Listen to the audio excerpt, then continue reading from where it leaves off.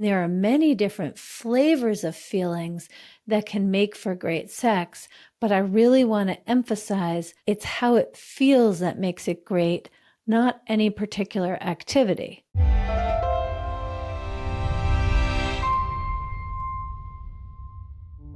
Now, this is conceptually easier to distinguish because, of course, certain activities are going to lead to certain feelings.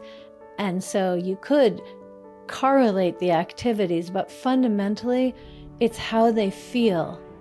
And to drive the point home more simply, there are certain sexual activities that my husband and I have done, and they have been great sex. They have felt so good. And over time, doing those exact same things no longer constitutes great sex because it doesn't feel as incredible. It feels a little flatter, a little less engaging, a little less nourishing, a little less fire burning through me. Now, the other thing about great sex in the context of a relationship, of being relational with your partner, is that when you have sex, it is always a communication. And what that communication is definitely connected with the feeling, but I'm going to address it as a different topic. The communication you might make is, I want you to be more helpful with household chores. And in fact, there's this ridiculous statistic.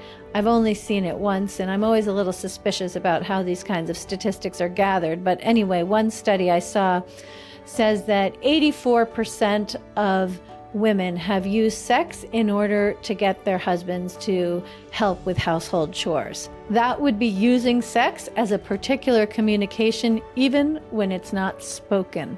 Other communications might be, I love you, I appreciate you so much.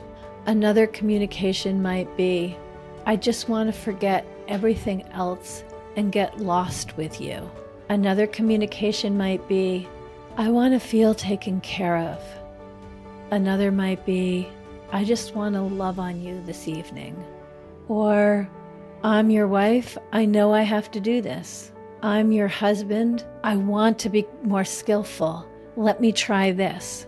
This is obviously not an exhaustive list, but ask yourself, the last time you had sex, what was the communication you wanted to make? And if you think there wasn't any, look a little deeper, because at a minimum, maybe it was, let's get this over with. Or maybe this time it will be, whatever. Because anytime you're going to make love, you're making a communication, and the most successful communications are when both you and your partner have communications that are synced up. Even when it's not conscious, when it's synced up, that is way more likely to create the kinds of feelings that result in great sex.